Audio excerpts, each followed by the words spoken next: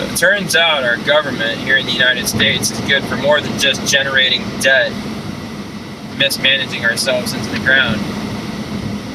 They also are a profound producer of prejudice and racial thinking. Let's say you're me. Let's say you're white, straight more or less. You're not off on some tangent thinking you're something you aren't. You're just what you are. So I was born a guy. I'm a guy. I'm into girls. I've worked a long time and I've worked hard. Any job that I've had, I've worked as hard as I possibly could at it. I've never given anything less than 110%. And then I'm driving down the highway here, and almost every time I look over at a BMW or a Mercedes, the person driving does not look like me in any way whatsoever. No, they're not white women. Draw what you will from that. And the thing that gets to me is most of these people driving these luxury vehicles, like we're talking the majority here, not like 75%, but at least 50 to 60% of these people in these luxury vehicles, these Mercedes and these BMWs, they're funded by things like taking out college loans and then spending that college loan on cars instead of your classes, child support, welfare payments, etc. These people have basically been subsidized into these luxury vehicles. They're driving something that they would never be able to afford on their own had they had to acquire this thing by the sweat of their brow, if you will. And a lot of those programs are built on the backs of people like me that pay and pay and pay into a system that offers us nothing for our trouble. For all the work that I'm going to do, I'm 38 years old. By the time I get old enough to retire, there will be no Social Security for me. None. So I'm paying into a system, putting people into these cars all around me, better off than me because they don't have to work because I'm willing to work. So therefore, they don't have to. And the system will just allow that. How do you think that's going to shape my modality and mentality when it comes to looking at people that don't look like me? And I'm not talking about white women again. Or other dudes, like some white guys, they cut their hair short, they're military looking, they're all muscular and in shape, and I'm not. But that's not what I'm talking about, and I think you know it. No matter how much leniency I want to throw to these groups, no matter how much I lack the kernel inside of my being to just be prejudicial as a matter of course, I'm kind of backed into this thought process that leads me no other choice but to be kind of prejudicial towards people that look nothing like me and are better off than me because of what I do.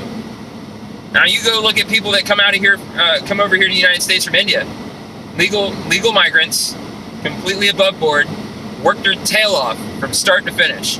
I mean, we're talking 12-hour days, 6-7 days a week, abandoning their families at home, basically neglecting the crap out of their wives and just work. And then they become doctors. And then they buy these big-ass houses. And then they start living a life of comfort. They earn that. Most of the people that I'm surrounded by on highways like the one I'm on right now that are driving vehicles that are way nicer than me did not do any of that to earn any of that. And almost everybody in a nicer car than what I'm driving, my nice Toyota Camry, doesn't look like me. How do you think that's going to shape my attitudes when I look at people that don't look like me? What type of cultivated mentality is going to be in my heart and in my mind when I look out in the world? They're almost forcing me at gunpoint to be racist. The government. Because basically the government incentivizes these people to be lazy. If I was to live their life, do as they do, be gloriously unproductive, get a minimum wage job and pick my nose through my whole shift, they'd fire me. If I was to draw from Uncle Sam and get benefits enough to live that nice life, $3,000 a month, basically for having a pulse, no. I can probably draw about $700-800 a month if I have a pulse, living completely on Uncle Sam's vagaries. I'm not the right color, I'm not the right race, I'm not the right sexual orientation to get anything. And so I get nothing. Now, bear in mind, I don't want free handouts. I don't want to live off the vagaries of my government. And I don't want to live off the sweat of the brow of people that don't look like me. I just want to work hard and have something to show for it. I want to put in 5-6 day weeks and be comfortable. And I'm living in my car on and off. I'm living in a hoarder house in Sanford. I'm sleeping on a couch in a disgusting house where you can't like walk without wearing shoes because there's It's gross. Like, that's what I'm entitled to for my hard work. Now, there's people that look like me, white males, straight, who have more than I have, but they're a vanishingly thin minority. We're talking like 1 out of every 20 people that look like me have their shit together. 19 out of 20 people that look like me don't. And we're basically fueling this system that keeps us down and makes a slave class out of us. And again, I have to keep asking, what do you think that does to our mentalities? What do you think that does to how we treat people that look different than us? There's going to be prejudice. There's going to be resentment. There's going to be this sullen kind of glare that is reserved for those types of people.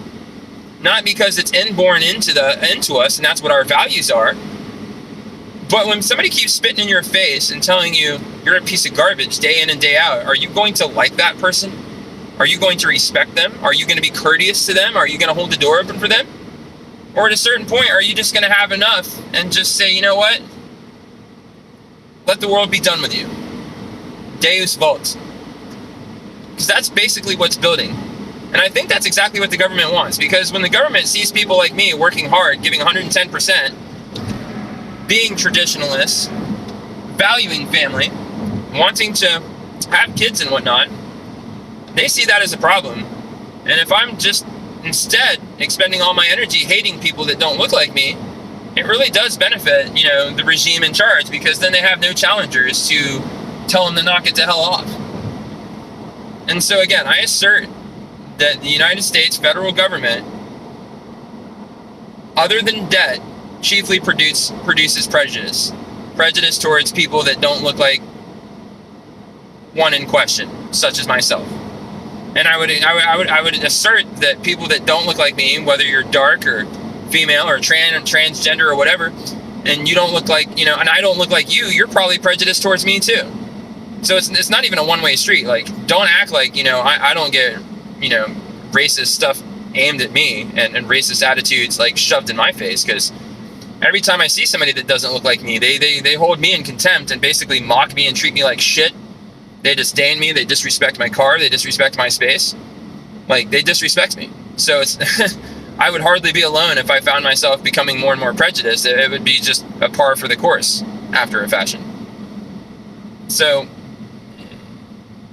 even if economically you can get behind the ridiculousness of the frivolous teenage girl with a credit card spending behavior of the government, even if you can get behind the tyranny that they, try to rescind our constitutional rights every year, even if you can get behind all that, at the very least, you should probably fear and distrust and loathe your government. If for nothing else, then it basically makes us hate each other.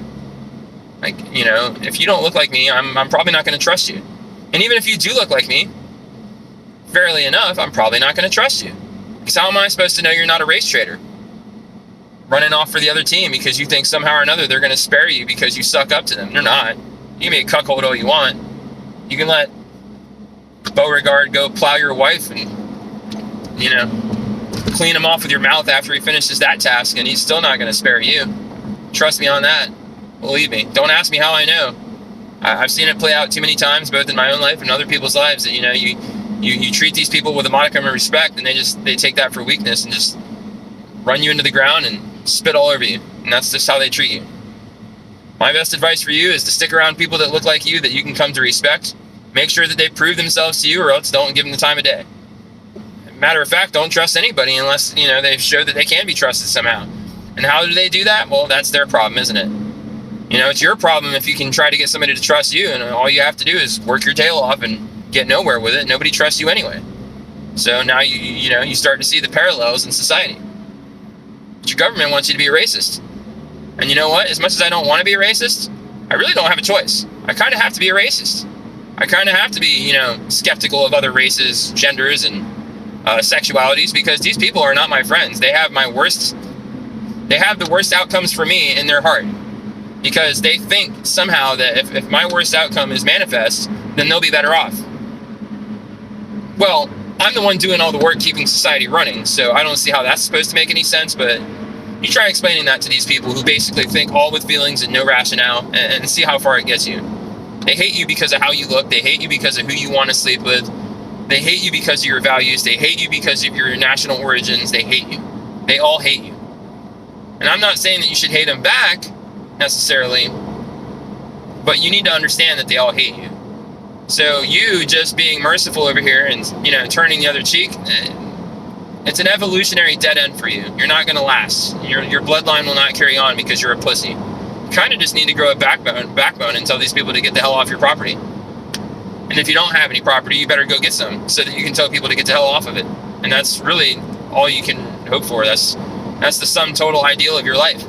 Again, you should not want to be as racist as the people that are treating you like shit. And if you don't think you're being treated like shit by people that don't look like you, you need to pay closer attention. You just do, because they're out there and they hate your guts, and they're going to cut you off in traffic.